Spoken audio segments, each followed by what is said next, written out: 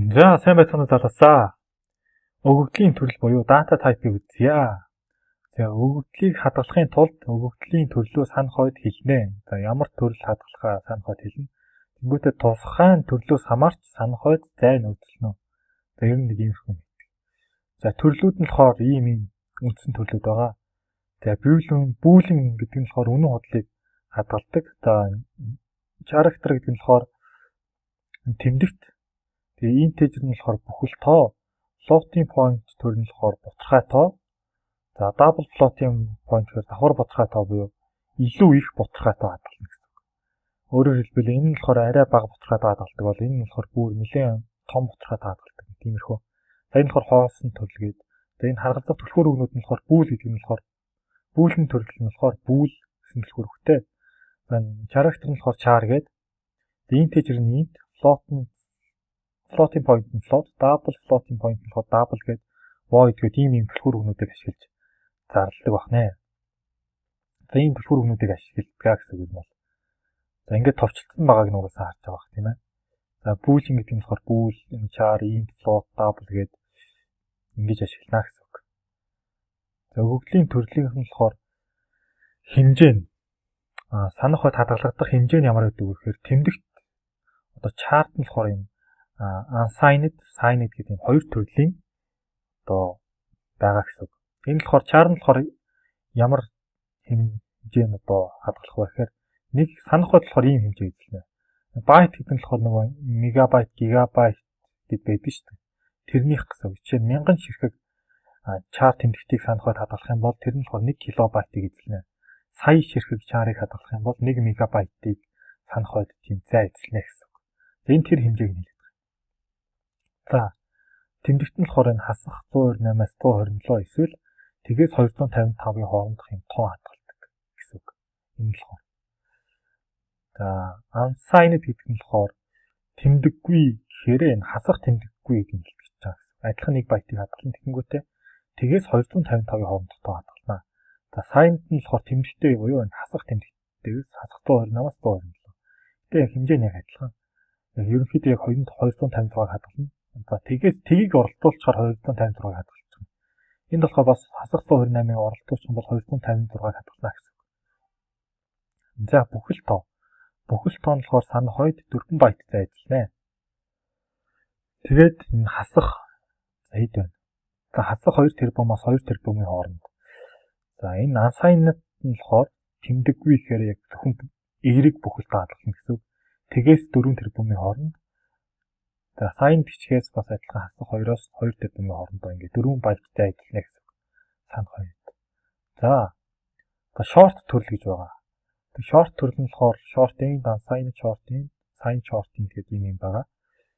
За тэгээ эдгээр нь болохоор 2 байтыг ер нь бол хадгална. Энэ болохоор хасах 32000-аас 32000.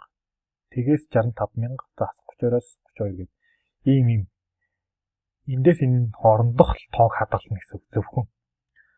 Одоо би чинь int төрлийн тоо дарлах юм бол одоо тэр нь яг unsigned int байх юм бол зөвхөн 4 тэрбум 294 сая эндээс тэгээс энэ хоорондох тоо хадгалж болно гэсэн үг. Тэрнээс 5 тэрбумын тоог хадгалж болохгүй гэсэн үг. За яг ийм хэмжээтэй байдаг бахнэ. За харин long int гэж байгаа. Энэ нь болохоор илүү хэмжээний тоо хадгална гэсэн үг л дээ. Илүү том тоо. За энд байгаа юмнуудыг нь болохоор нөгөө total point гэдгээс ер нь аваад тавьсан. Ер нь бол тэн дээрх нь энэ дээрх нь яг тэн дээрхийн дураагаар бичдэг байгаа шүү. Гэтэ яагаад ч юм бүхэл тоон дээр чинь хасах 2 тэрбумаас 2 тэрбум байсан бол энэ хэмжээ 8 байт болчихоос ер нь бол 2 дахин ихийг хадгална гэсэн үг л дээ. Тийм байтал ингээл бичсэн байсан. Тэрийн зүгээр дуурайг байгаад бичсэн байгаа шүү энэ дээр. Ер нь бол long int нь хамаагүй int-ээс хамаагүй их тоол хадгална гэж бичсэн байсан. Тэгээ тэн дээр болохоор яагаад ингэж бичсэн байсныг бол мэдэхгүй байна. За ер нь бол long int нь болохоор int-ээс бол ихийг л баг хадгалныг ойлгочих болно. Тэнгүүт unsigned long int нь болохоор бас мэдээж тэгээс ахуулаад 4 тэрбум бичлээ баг л та. Гэтэ тэр үрдэл хадгална гэсэн. За энэ хэмжээнүүд нь болохоор гэтэ нөгөө үйлдвэрлэлийн систем, компьютер янз бүрийн юмнаас шалтгаалаад жоохон өөрчлөгдөж болдог хэмжээнүүд байна. Одоо жишээ нь зарим одоо юунд чинь int 8 баййтыг бараг эзэлчих болно гэсэн үг. За эдэнд нь болохоор өөр өөр хэмжээтэй ер нь бол байж болно. Ерөнхийдөө иймэрхүү байдгаа гэдэг нь хэлчихэж байгаа юм. Санах хоёр хадгалах хэмжээ. За long int нь болохоор бүр их бүхэл тоонод хадгалнаа гэж ойлгож байна. За бүр ихийг хадгална гэх юм бол long int гэдэг ингэж бичиж болно. Энэ мэдээж бүгдээрээ бүгд адилхан assigned гэдэг урталт нь бичиж болно. Тэгэх юм бол тэмдэгтэй тэмдэггүй гэдгийг хэлээд өгч байгаа гэсэн үг. Илүү нарийн. За энд нь болохоор бүр ийм тоо. За энийг бол бүр уншихад хэцүү юм байна да. Хэдэн ч хоронтой. За ийм тоо хадгалж болно. Гэсэн үг. Long int байх юм бол. За боцорхой тоо нь болохоор угаасаа зүгээр боцорхой тоо хадгалж болно гэдгийг ойлгож болно. За давхар боцорхой тоо нь болохоор за эндээс илүү их боцорхой тоо хадгална. За жишээ нь энд нэг саятай бид өөр жишээгээр хэлж байгаа шүү дээ ойлгохуулах гад сая одоо тас цэг тавиад баахан боцорхой тоо байлаа гэж бодоход энэ болохоор тэрбумтай ч юм уу те энд нь болохоор бүр их 80-тай ч юм уу иймэрхүүгээр ойлгож байна. Яг хэмжээ нь бол байхгүй байсан. Гэтэ энэ хэмжээнүүд гэхдээ миний бодлоор бол энд жишээ нь яг бүгд тоотой адилхан болохоор буруу л гэж бодож байна. Энд ямар ч хэсэн бүхэл тооноос нь их байна. Гэтэ яг би тэр номноос авсан болохоор тэн дээр тийм байсан болохоор яг дуурайгаад бичсэн юм аа ер нь бол. За өргөн тэмдэгт энд болохоор тэмдэгт гэсэн шүү дээ тийм ээ. 1 байтыг хадгалдаг. Энд болохоор өргөн тэмдэгт гэдэг нь болохоор 1 byte character гэдгийг хадгална. Энэ болохоор юу гэхээр гэтэ энэгээр бараг л юм туршиж үзэхгүй л дээ. Бараг хэрэглэхгүй байх гэж бодож байна. Хэрэглэхгүй дээ ер нь бол. За энэ болохоор нэг Unicode-ийн тэмдэгт бараг хадгална гэж ойлгож болно. За Unicode тэмдэгт гэдгийг нь болохоор хүсвэл өөрсдөө хайгаад харна үз. За ямар ч гэсэн ингэж үчинэ. Unicode хэд угаасаа баахан тэмдэгтүүд гарч ирнэ. Энэ дотор жишээ нь Монгол одоо үсгнүүд ч гэсэн ороод явж байгаа гэсэн үг. Chart нь болохоор зөвхөн одоо энэ Unicode-ийн ингээд хайх юм бол гараад ирнэ угаасаа. Chart нь болохоор юуг хадгалдаг вэ гэхээр ASCII кодыг хадгалдаг. ASCII кодын тэмдэгт нь 256 ширхэг тэмдэгт байдаг. Тэрнийг хадгална гэсэн үг энэ chart. За энэ ингээ уншиж байгээ. За юм байна. Одоо эднэрийг туршиж үзье. За энд болохоор size of гэж байна. Энэ нь болохоор яадаг вэ гэхээр таны ашиглаж байгаа компьютер болон хөрвүүлэгчээс хамаарч төрлийн хэмжээ хүснэгтээс өөр байж болно. За энэ юу хүснэгт вэ гэхээр энэ хүснэгтийг хэлээд байна. Энэ хэмжээнүүд нь яг ашиглаж байгаа компьютер өдрөөс нь хамаарат өөр гэж болдог байхгүй. Гэхдээ жоохон ялгаатай. Тэрийг яг хэмжээг нь харахыг хүсэх юм бол ингээ size of гэдгийг ашиглаад харж болно. За size of-ыг ашиглан төрлийн хэмжээг харж болно гэсэн үг. За ингээ size of гэчээд бөөнхийн хаалтан дотор төрлийн нэрээ бичих юм бол төрлийн нэр гэдэг нь болохоор энийг хэлж байгаа шүү дээ. Char, sign char гэдэг int гэдгийг хэлж байгаа гэсэн үг. Тэрийгэ бичээд одоо жишээ нь cout гэдэг энэ чинь хар цонхон дээр хэвлэх үйлдэл шүү дээ. Cout гэчээд мэдээж энэ хоёрыг нь бичээд хоёр багын тэмдгээ бичээд size of гэдэг энэ дотор болохоор char гэж бичих юм бол бид нэр тухайн компьютер дээр char нь ямар хэмжээг эзэлдэг вэ, санахад эзэлдэг вэ гэдгийг харж болно гэсэн үг. За тэрийг туршиж үзье. За cout бичээд size of гэдэг char эднийг нь ажиллах. Ингийн бол биднэрт юуны хэмжээг батаад өгчнө. Char-ын хэмжээг батаад өгч. Тэг бараг л нэг л байх л та.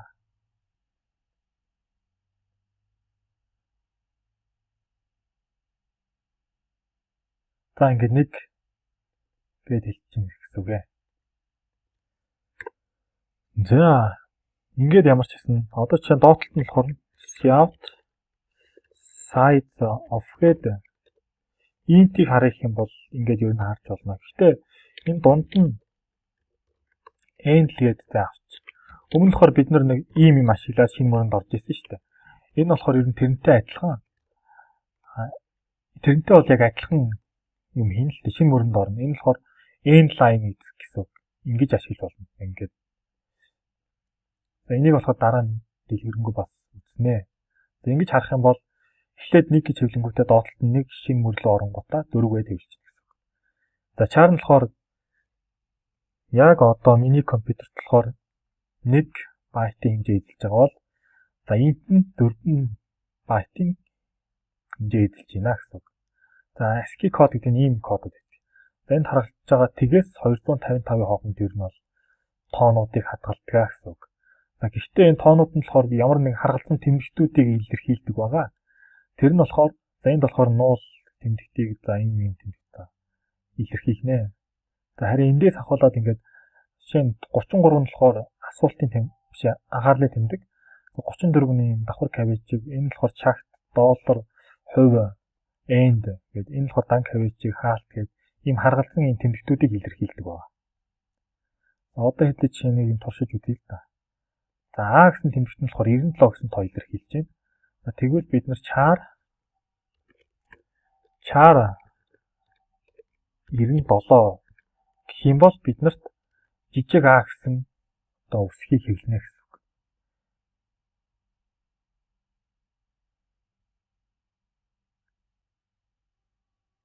За ер нь бол жижиг А гэсэн үсгийг хэвлэдэг. Тэр оронд нүүр юм бичиж. Энд гэхдээ таамдахтай хурдан унших баха. Минийх тэр виртуал машин дээр хийж байгаа болохоор ингээ удаан уншиж магадгүй. Айгүй удаан унших. За тэгэхээр энд жижиг А хэвлэж чад харгалзан. Тэнгүүтээ энд болохоор ингээд яг энэ size of гэдгээр дөрвийг хэлж байна гэсэн. Энд болохоор бид нар юу хийж ийм юм гэхээр ер нь бол нэг тэмдэгтийг байгуулж ийн гэж баг ойлгож байна. Ер нь бол баг төрөл хувиргаж байгаа гэсэн үг. За C нэмэх хэлэнд ингэж төрөл хувиргана. Тоог ингээд яг char болгоод хувиргаж байгаа гэсэн. Энийг бас дараа нь үзлээ. C хэл нь болохоор ер нь ингэж хувиргадаг. Гэхдээ хоёулаа яг адилхан юм ер нь бол. Одоо ингэх юм бол хоёр жижиг аг дараалал гаргана гэсэн. За би энд ингээ 97 гэдээ өгчих юм бол тэнгуүтээ бас давхар C гэдэг ингээ хэвлэж байна. Ингээ олон юм хэвлэхээр болох юм бол ингээ хооронд нь энүүгээр холбоотой. За энэ хооронд ингээ зай авч байгаа шүү дээ. Энэ авахгүй ч гэсэн бол тэгвэл тусдаа гэдэг нь өөрсдөндөө илүү ойлгомжтой болохын тулд илүү төвөргөө харагдуулахын тулд ингээ зай бичиж байна. Тэрнээс энэ бүр ийм ч байсан бол ингээл энэ энд нь үсэг байж болохгүй хэдэн ч юм хоосон тэмдэгтүүд байж болно гэсэн. Хоосон тэмдэгт нь юм зай, tab, space enter гэдэг хоосон тэмдэгттэй орно. За иймэрхүү юм зайны тэмдэгтүүд байж болно гэсэн. Гэхдээ илүү ингээд ер нь иймэрч битэн болно. Гэхдээ илүү төвөрхөн харагдуулахын тулд ингээд нэгээр нэг ширхэг заавал биччихдэг ер нь бол. Бас энэ хоорондоо ингээд тусдаа харагдуулахын тулд ингээд заавал биччихдэг байгаа. Гэхдээ би болохоор тэрийг авч бичдэггүй л. За ингээд ингэж одоо ажлууд үзэх юм бол 3 ширхэг жижиг авах дэвтэлбэн гарч ирнэ гэсэн. Та нарын хувьд энэ болохоор илүү хурдан ажиллах байна. Ер нь бол хурдан ажилладаг. Яагаад ингэж удаан ажиллаад байгааг сайн мэдэхгүй байна. За ингээ 3 ширхэг аа. Энэ болохоор бид нарт энэ char төрлийн хувьсыг цаалангуудаа энд 97 гэсэн утгыг өгсөн.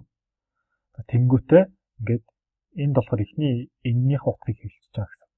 Дараа нь болохоор бид нэр 97 гэсэн тоог ингээд char төрөл рүү хувиргангуудаа хэвлэж байгаа. Энд болохоор C нэмэх хэлний хувьд төрөл хувиргалт. Энэ болохоор C хэлний хувьд төрөл хувиргалтыг хийж байгаа гэсэн. Ер нь бол яг адилхан. За ингээ 3 ширхэг А хэлж байна. За эсвэл бас ингэж болно. За би энд B гэдэг хувьсыг цаалангуудаа тэндээ А өгч. Энэ нэр нь бол ямар ч байж болно. Нөгөө нэрлэх дүрмээрээ тэгтээ явна шүү дээ мэдээж. Үгүй тэрхийг хаалгачлаа. За нэрлэх дүрмээрээ чинь даагч юм чаагч. За эсвэл за ер нь ингэж нэрлсэн бол нэрлэхийн хувьд бол яаж нэрлсэн болно. Дараа нь ашиглахтаа гол нь тэр нэрийгээ дуудаж ашиглах хэрэгтэй гэсэн үг. За ингэхийн бол би чинь 4 ширхэг аг дарааллуулж хэвлэнэ гэсэн үг. За энэ хувьсгч зарлах эднийг болохоор дараа нь бас үзнэ. За энд нь яг B гэсэн тэмдэгтийн хувьд болохоор энэ дан кавичийн дотор биччихдэг. Энийг болохоор кавич гэдэг тэнгүүтээ дан кавич гэж нэрлэдэг байна. Тэнгүүтээ энэ дотроо ингээд 2 ширхэг энэ дотор ингээд биччихнэ гэсэн. 1 ширхэг тэмдэгт гэж энэ тулд. Эсвэл энэ том А, жижиг А ер нь энэ 256-гийн аль нь ч хийж болно гэсэн үг. Энд ингээ ийм тэмдэгтүүд янз бүрийн тэмдэгтүүд байна шүү. За чинь би энэ хувьтай адилхан хүртэл тэмдэгтийг хийхээр бол 137 өгчих юм бол яг тийм тэмдэгтийг хэвлэнэ гэсэн үг. За энэ char тэмдэгт нь болохоор ер нь бол тэгээс 255-ийн хооронд. Энэ нь болохоор арай өөрөөр гарчиж.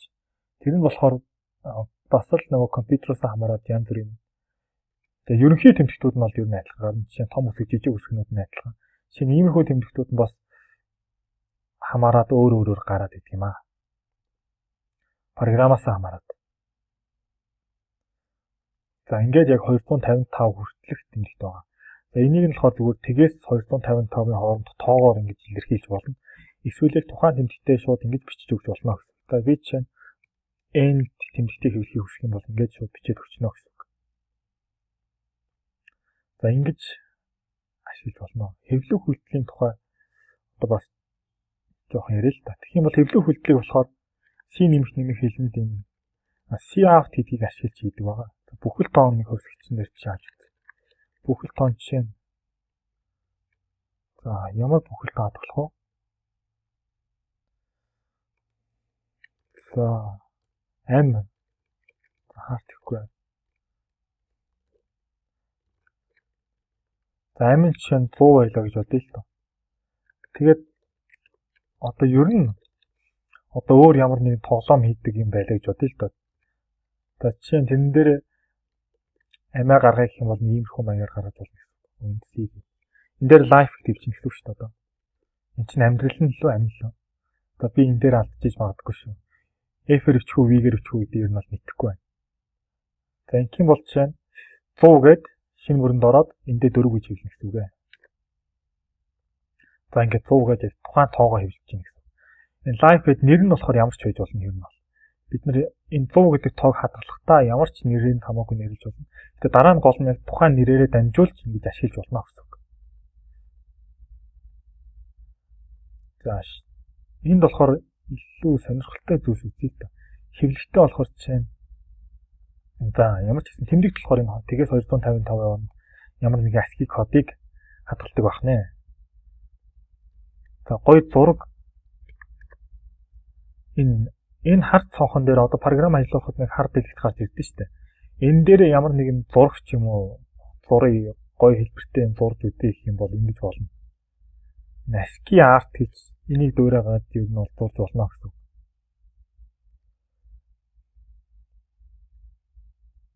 Эдгээр аягүй хэцүү байна. Тэгээ ер нь бол ингэж ямар нэгэн тэмдэгтүүдийг ашиглаж иймэрхүүгээр зураг зурж болно гэсэн үг. Гэхдээ эдгээр бол үнэхээр хэцүү харагдаж байна. Тийм болохоор өөрсдөө төр жишээ болохоор амрахныг дураад үзье. За энэ давхар кавичгийн дотор болохоор бид нар ийм ерөнхийдөө өгүүлбэр маягийн зүйл бичиж болно гэж ойлгож байна. Ингээд за энэний болохоор нэг тэмдэгтүүд нь болохоор юун штэ. Нөгөө нэг ширхэг төр тгээс 255 яваад тэмдэгтүүд байна гэсэн. За нэг машин руу хэлбэртэй зүйл зураг гэх юм бол за 1 2 3 за авчингуудаа машин зурна гэдэг байгаа. За ингэнгүүтээ 1 2 3 за авч. Тэгэнгүүтээ шинэ мөрлөө ордгоо ингэж орж болно. Шинэ мөрлөө ороход ингэж орж болно. Эсвэл ингэж орж болно. За эсвэл ингэж энийг ганцааргийн тусад нь бичингүүтээ энэгээрээ зааглаад ингээд. Энэ нь болохоор хоёр юмыг ерөнхийдөө талхахад ашигладаг. Гэхдээ дарааллууд хэвлэхэд ашигладаг гэж ойлгож байна. За ингэнгүүтээ энийг хэвлэснийхаа дараа энэ ингээ хэвлэгдэнэ гэх юм гэсэн үг л дээ. Тэгээ эсвэл энийг эн чинь нэг тэмдэгт байхгүй юу? Зүгээр олон тэмдэгтийг бичдэг юм дотор нэг тэмдэгтийг бичиж болно. Эсвэл дан тэмдэгт учраас энийг зөвхөн ганцаарнгийн бичиж болно. Ер нь бол юм налуу тураасаас их нэг тусгай тэмдэгт гэж хэлдэг. Гэхдээ тэрийг дараа нь угаас үзнэ. За ингэж болно. Эсвэл ингэж энэ n хийдийг ашиглаж шинэ мөрөнд орж болно. Одоо ингэж ажиллаж үзэх юм бол би 4 ширхэг шинэ мөрөнд орно гэсэн үг. 4 удаа. Энэ болохоор энэ дотроо бичиж байгаа. Энэ болохоор тусдаа нэг бичээд энэ бас тусдаа нэг бичиж байгаа. Тэгэхээр 3 ширхэг зай явангуудаа одоо чинь энд 3 ширхэг зай яваад энд 5 ширхэг тэг хэвлэнгүүтээ энд ер нь 3 ширхэг зай бас дурсан байгаа. Энд хэдлээ 3 зай авсан шүү дээ. Тэнгүүтээ шинэ мөрөнд орлоо. 1 шинэ мөр, 2 шинэ мөр, 3 шинэ мөр, 4 шинэ мөр гээд тэндээ энийгээ дарааллуулаад 4 гэдгийг хэвлэж байгаа гэсэн үг. За энэ болохоор ингэж залгаж хэвлэж болно. Хэдлээ яг машин шитрхүү юм тулд үзэх гэсэн шүү дээ. Тийм юм хийж үзэх юм бол за шууд эндээс үргэлжлүүлээд бичсэн болно л дээ ер нь бол. За ингээд би дахиад нэг 3 ширхэгтэй авангуудаа 1 2 3 4 5 гээд дахиад 5 тэмдэгт орчих. Энэ 3-ыг ажиллах чинь өөр шинэ мөрөнд орчих юм. Тэнгүүтээ шинэ мөрөнд оронгуудаа 1 2 3 4 5 6 7 8 1 2 3 дахиад шинэ мөрөнд оронгуудаа 1 2 3 4 5 6 7 8 1 2 3. За энгийн бол машин руу хэлбэртэй зүйл одоо хар цонхон дээрээ зурна гэсэн. За ингээд би баахан тэг зурчих жоох. Гэтэ 3 зай явангуудаа тэг зураад шинэ мөрөнд орчих жоох. Тэнгүүтээ 3 зай зураад тэгүү зураад шинэ мөрөнд ороод тэнгүүтээ баахан тэгүү зурж агаад энд бид нар шинэ мөрөнд орчих жоо шүү дээ. Шинэ мөрөнд ороод тэнгүүтээ ингээд тэгүү зураад за энэ дөрвийг хэлчих. Иймэрхүү маягаар зураг ер нь зурж болно гэсэн үг.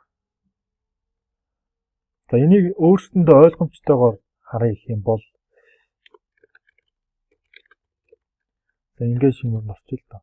Тэнгүүтээ доотлолт нь болохоор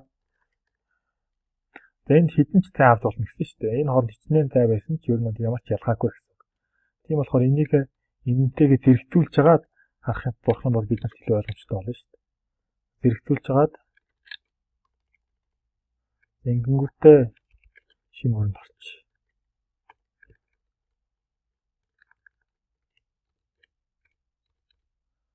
За энийгээ копи. Тэгээд буруу хийчихлээ. Энийгээ залгуулаад бичихгүй бол болохгүй гэсэн үг. Хооронд нь холбохдоо дандаа энэгээр холбох гэсэн үг. За хэрвээ энэгээр холбохгүй бол угаасаа ажиллуулах үед алдаа гарчна. За хадгаллаа ажиллуулахад энд ингээд алдаа гарчиж байна. За ер нь бол код дандаа цэг таслаар төгсдөг байна. Гэтэ одоохондоо зүгээр C-автад орчиж байгаа болохоор ер нь бол дандаа ямар нэгэн илэрхийлж чинь энд эхлээд энд төгсөж шүү дээ. Тэрийг нь төгсөж байгааг нь илтгэхийн тулд цэг таслаар ингээд төгсдөг. За би чинь энд ингээд цэг таслыг нь авчих юм бол за ингээд алдаа гараад ирчихнэ гэсэн үг бас.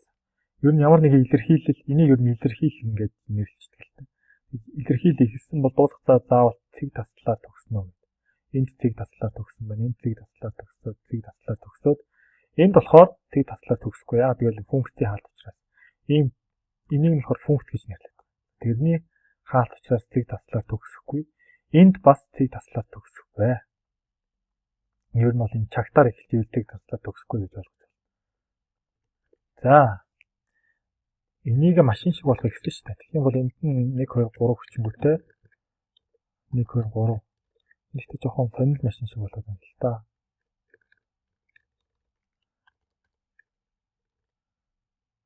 Доотлолт нь дугуй хий л та. Тэгэх юм бол ингэчингүүтээ доогоор зураас явангуудаа энэ. За энд болохоор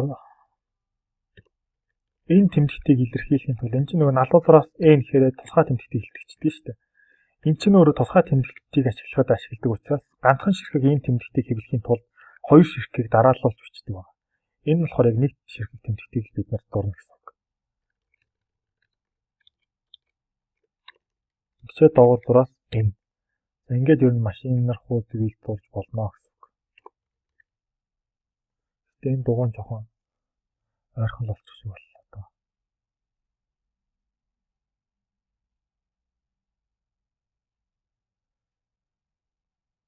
За ингээд энд тэгтээ дахиад нэг зай авчих зүгээр юм. Иймэрхүү маягаар ер нь юмнууд хийж болно гэсэн үг. За дээшээгээ ороод харах юм бол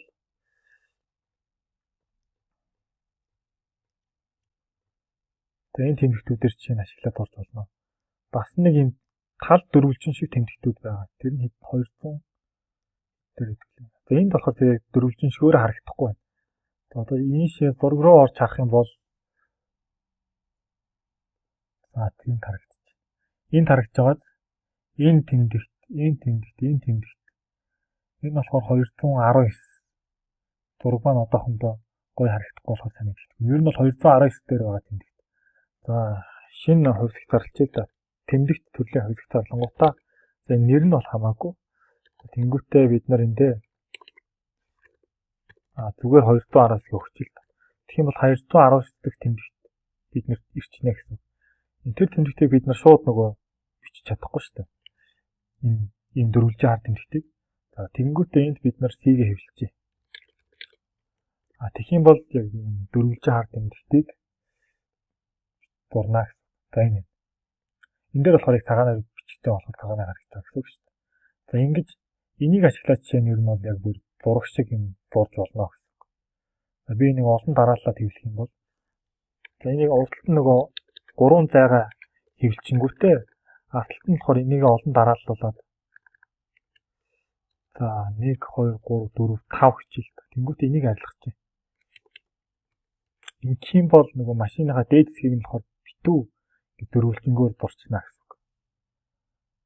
За ингэж орчих. За иймэрхүү маягаар ингэж юу зураг шиг бас зураг зурж байгаа юм шиг ашиглаж болно. Энийг дуурайгаа ч юу хийсэн байна. Гэхдээ дуурайхад хэтэрхий том юм. Тэгээ энэ бол харьцангуй амарх юм биш. Жишээ нь ингээ хаалт тавингуудаа ингээд ер нь бол ийм юм бас зурж болно гэсэн үг. Хевлэж зурна. Эсвэл бүр хүснэгт зурж болно гэсэн үг шүү дээ. ASCII юу гэх юм. Border юм уу? Table юм уу? ASCII table гэхээр нөгөө юу н гараад ирнэ.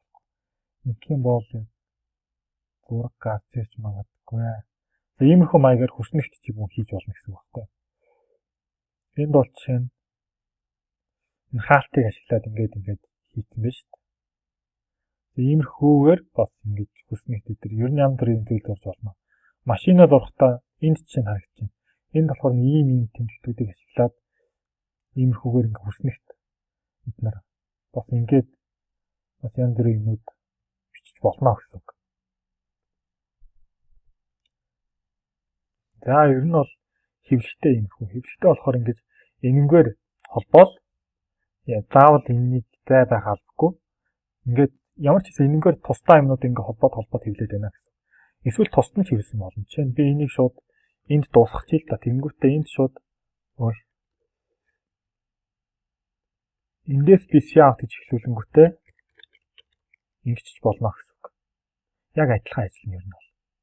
За хэвлэх үйлдэлүүдийг ингэж ашиглаж болох нэ.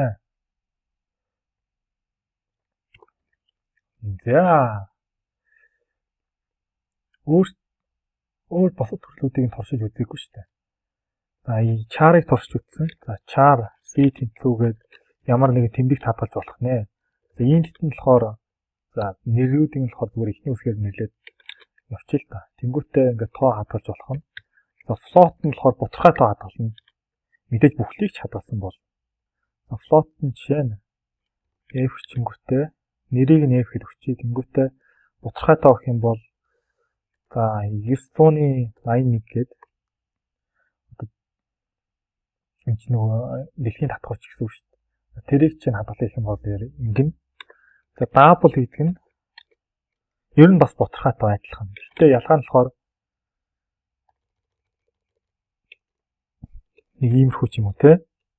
Яг хэдэн оронтой гэдгийг нь бол мэдэхгүй байна. Гэхдээ илүү их том бутархайтай хадгалахаар бол double хадгалж болно гэсэн үг. За char int float double bool гэж байгаа. Bool-ын төрөл нь болохоор үнэн худлыг хадгалдаг гэсэн үг. Тэр нь юу гэсэн үг вэ гэхээр true эсвэл false гэдгийг хадгалж байна. За энд нь би хоёр хичээл та тэнгүүтээ за true false-ийн үнэн эсвэл худал гэдгийг аль нэгийг нь хадгалж болно. За иймэрхүү за энийг хэвлээд үзье л да одоо. Out чингүүтээ C-гээ хэвлэнгүүтээ залгуулад бид нэр шинэ мөрөнд орчингуудаа E-гээ хэвлэлээ. Залгуулад шинэ мөрөнд ороод E-гээ бутархай тоогоо хэвлэнгүүтээ энд яг харгалзах хувьсгчийнхаа нэрийг бичнэ гэсэн үг шүү дээ. Энийгээ бичиж гинэ гэсэн үг. За одоо энэ чинь би шинэ мөрөнд орохгүйгээр биччихээ л орохгүйгээр B-гээ хэвлэж. B буюу энэ энийгээ true гэдгийг хэвлэчих гэсэн үг. Тэгэнгүүтээ за энэ хэдэн цай авчих. 300 авангуудаа за энэ double төрлийн бутархай тоогоо хэвлэнгүүтээ тэнгүүтээ эндээ B2-оо шууд залгуулад хэвлэж. За ингэж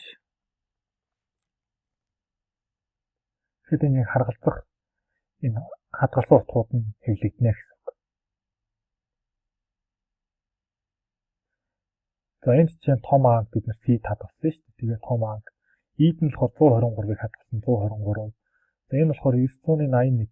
За энэ болохоор алтан 1 ороод ирсэн байгаа. Энэ болохоор яагаад вэ гэхээр нэг бутархай тоо дор заримдаа нэг иймэрхүү жижиг алдаа ороод ирчихдэг. Бутархай тоон дэр ийм жижиг алдаа ороод ирчин. Тэрийг нь ингээд гаргацж байгаа гэсэн. За энд болохоор 1i гэдэг нь болохоор тоймлоод харуулчих.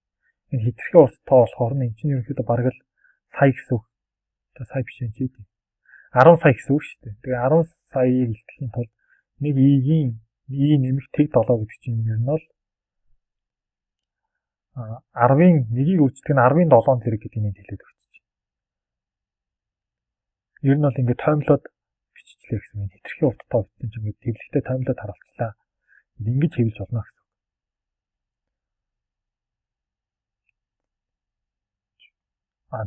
Нэг гэдэг нэр юу юм бэ шүү дээ. Би энд андуурсан биш. Бутархай тоо гэж худлаа ярьж байна. Гэтэ заримдаа бутархай тоон дээр нэг тийм жижигхэн утга. Тэр утга гэхдээ нэг иймэрхүү маягаар утга ороод ирдэг л. Би нэг дээр өөрөө тэнэгтэн байна. Энэ нэг гэдэг нь юу вэ гэхээр нөгөө манай true гэдэг чинь нэг гэсэн үг байхгүй юу? Тэр арай л сонин бутархай гараад ирэх юм гайхсан. True гэдэг чинь болохоор энэ дээр болохоор нэг гэсэн тоогоор илэрхийлэгдэж тавьчихж байгаа гэсэн. За харин энд болохоор энэ тэг чинь юу гэсэн үг вэ гэхээр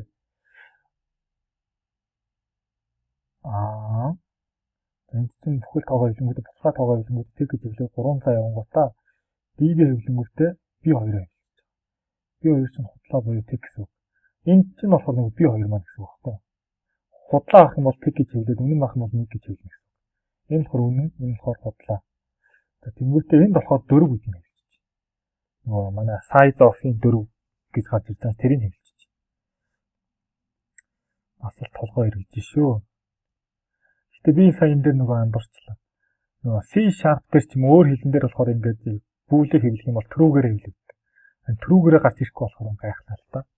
Нэр энэ C-ийн хэл дээр болохоор яг бүүл байх юм бол нэг тэгээр хэлждэг учраас тэгж гарч ирж байна гэсэн. Ингээ харгалзах size of video-ийн of-оор нь харах юм бол хэмжээг нь бас харж болно гэсэн. За ингээд ер нь бол өгөгдлийн төрлүүдтэй анхан шатанд ашиглаж үзлээ. За дуслаа.